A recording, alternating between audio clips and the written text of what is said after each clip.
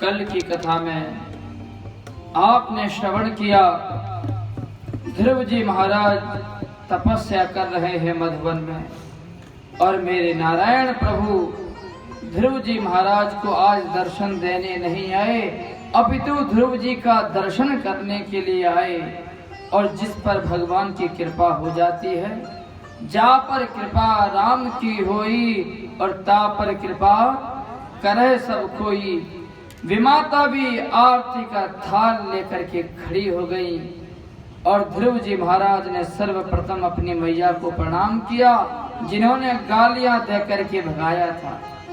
उस माता का हृदय भर आया, अरे बेटा, मेरे कारण तुझे वन वन भटकना पड़ा, परेशानियां उठानी पड़ी, और तूने सबसे पहले प्रणाम मुझे किया।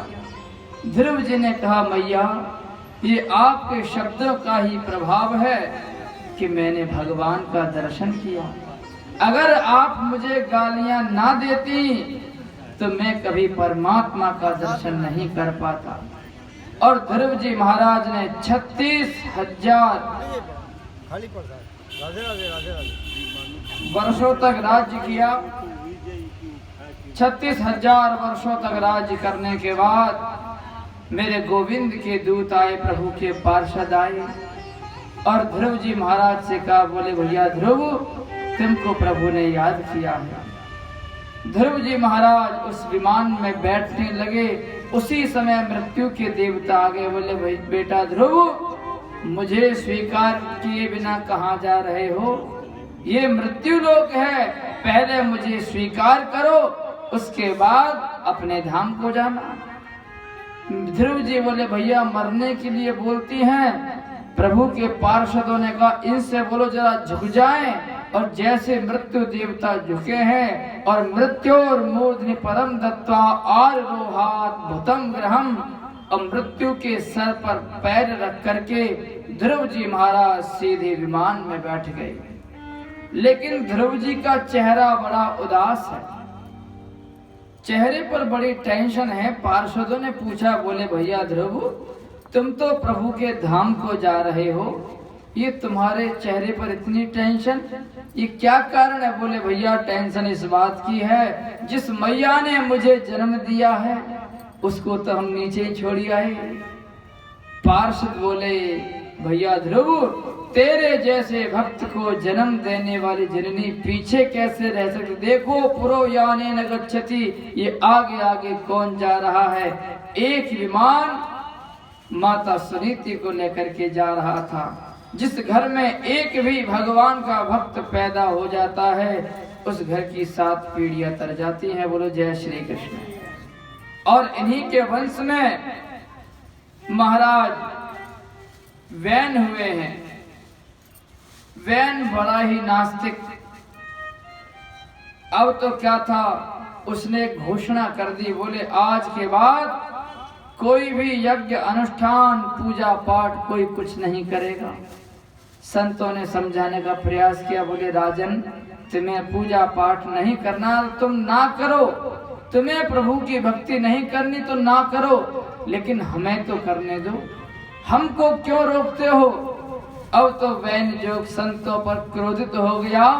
न अष्टव्यम न दातव्यम भोतव्यम दुजा कथित इतन निवास धर्मा वैरी घोषण सर्वसारे मूर्खो। तुमको पता है परमात्मा का निवास कहाँ पर है? देहे भवन्ति नृपते सर्वदेव मयो नृपा। राजा के शरीर में समस्त देवी देवता वास करते हैं। तो अगर तुम्हें पूजा करनी है, हवन करना, यज्ञ करना है, तो मेरे नाम का करो। वैनाय स्वाहा वैनाय इदम नमः। जो कुछ भी करना मेरे नाम का करो। अब तो संत लोग क्रोधित हो गए, और संतों ने, ब्राह्मणों ने हंकार ध्वनि करी, हन्यता मेषः पापः प्रकृति दारुणा। अब जैसे संतों ने हंकार ध्वनि करी कि धड़ाम से वैन के शरीर से प्राण निकल गए। वैन का प्राणांत हो गया। अब संत लोगों के सामने बड़ी चिंता, बोले भैया, हम तो राजा को सुधारने के लिए आए थे, तो सुधार गया, अब क्या किया जाए?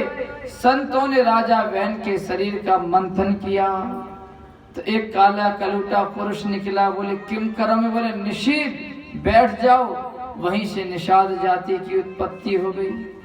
दोबारा से मंथन किया है वैन के शरीर का, तो महाराज पृथु, और जब दोबारा से मंथन किया तो अर्ची देवी प्रकट हो गए, बोले महाराज पृथु की।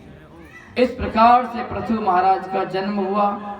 तो उनके पैरों में शंख चक्र गदा पद्म के चिन्ह बने हुए थे। संतों को लगा साक्षात भगवान नारायण ही हमको संकटों से बचाने के लिए आए हैं। और इस प्रकार से महाराज पृथु बड़े ही प्रतापी राजा हुए।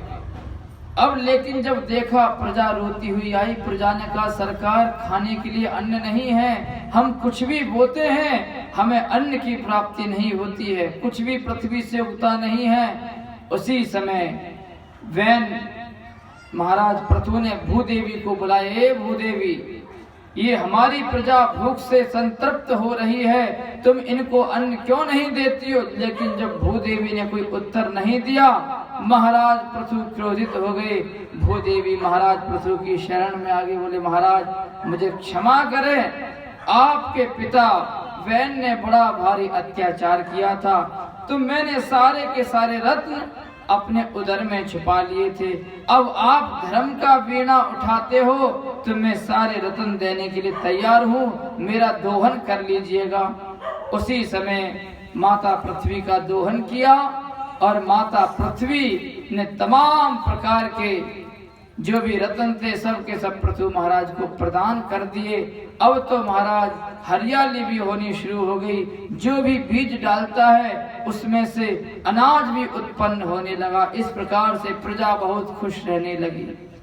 महाराज पृथु ने सोचा कि 100 अश्वमेध यज्ञ कर लिए जाएं, और महाराज पृथु ने 98 यज्ञ तो कर लिए, 99वां यज्ञ चल रहा था। देवराज इंद्र घोड़ा चुरा करके ले गए, क्योंकि देवराज इंद्र के मन में बड़ी भारी चिंता बनी रहती है कि कोई भगवान की तपस्या करके मेरा इंद्र सिंहासन ना मांग ले, मेरा इंद्रलोक ना मांग ले।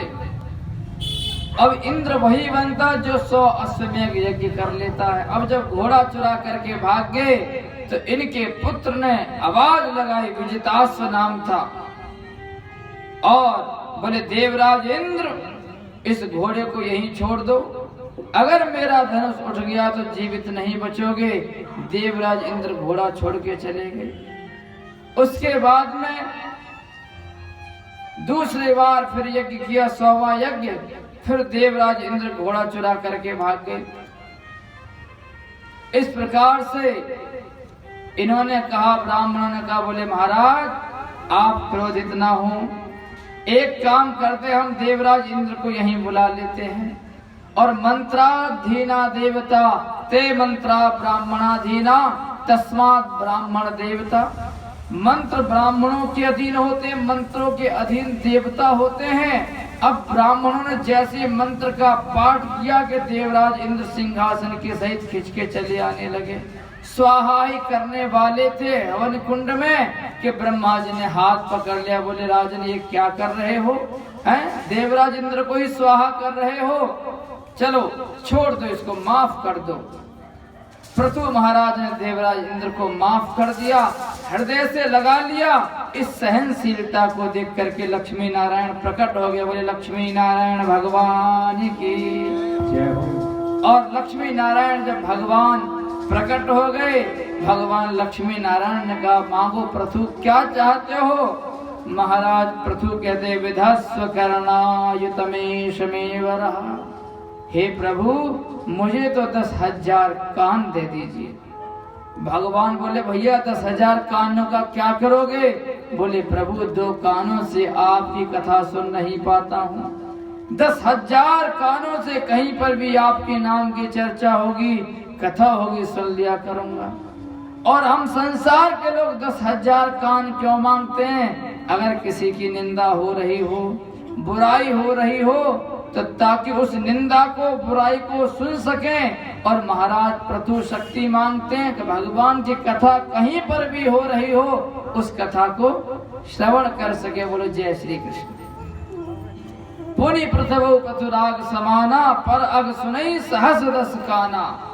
उन्होंने 10,000 कानों की शक्ति मांगी और अपनी प्रजा को बड़ा सुंदर उपदेश दिया है। इस प्रकार से पृथु महाराज की प्रजा बड़ी खुशहाल रहती थी महाराज पृथु के राज्य में। अब राजा परीक्षित से सुखदेव जी महामुनि ने पंचम स्कंध में नरकों का वर्णन किया और उसमें रौरव, महारौरव, कुंभीपाक, अस्पत्रमण, लालाभक्ष, शुकरमुख, दंतमुख इस प्रकार के 28 नरकों का वर्णन सुखदेव महामुनि ने किया। कहा राजन, जो व्यक्ति मांस खाता है वह रौरव नरक में जाता है। जो व्यक्ति गलत कार्य करता है, चोरियां करता है, डकैतियां डालता है, वह महारौरव नरक में जाता है। कुंभीपात, अस्पत्रमण, लालाभक्ष, शुकरमुख, जो गौ हत्या करता है वह शुकरमुख नरक में जाता है। जो छोटे छोटे जीव जंतुओं को मार करके खाता है वे पुयोद नरक में जाता है। जब नरकों का वर्णन सुना राजा परीक्षित ने, भयभीत हो गए राजा परीक्षित नरकों का वर्णन सुन के। बोले गुरुदेव, अगर किसी व्यक्ति से जाने अनजाने में कोई पाप कर्म हो जाए तो क्या उसे नरक में जाना पड़ेगा? सुखदेव महामुनि बोले राजन, नरकों को तुम धोबी घाट समझ लो। जब कपड़ा गंदा होता है तो आप कहाँ डालते हो? बोले धोबी घाट में। उस कपड़े को घर में धुल लो तो धोबी घाट में फेंकने की जरूरत ही नहीं है। जब जीवात्मा की आत्मा मलिन हो जाती है, जीवात्मा मलिन हुआ, परमात्मा उसे नरक में भेज देते हैं। बोले इसको ठीक करके लाओ। अब आप जानते हैं नरक में धुलाई कैसे होती, धोबी धुलाई कैसे कर दे, इतना बड़ा डंडा रहता है उनके पास में, हैं, पीट पाट के ठोक ठाक करके एकदम प्लान करके समर्पित कर देते हैं। उसी प्रकार से नरक है, जीवात्मा मलिन हुआ, परमात्मा धोबी घाट में भेज देते हैं नरक में। बोले जाओ इसको शुद्ध करके लाओ। अब तो राजा परीक्षित बोले गुरुदेव, आप तो त्रिकालदर्शी महात्मा हैं, कृपा करके ध्यान लगा करके बताओ कि गुरुदेव अगर किसी से अनजाने में पाप कर्म हो जाए तो इसका क्या उपाय है, उसका क्या प्रायश्चित है? सुखदेव जी कहते राजन सुनो, कोई चांद्रायण व्रत करता है, कोई कैसा व्रत करता है, कोई महामृत्युंजय करता है, लेकिन राजन किसी भी व्यक्ति से कितना भी बड़ा पाप कर्म क्यों ना हो जाए, एक भगवान नाम संकीर्तन मात्र से जीव के सारे पाप नष्ट हो जाते हैं। राजा परीक्षित बोले गुरुदेव, ऐसा कभी किसी के साथ हुआ है?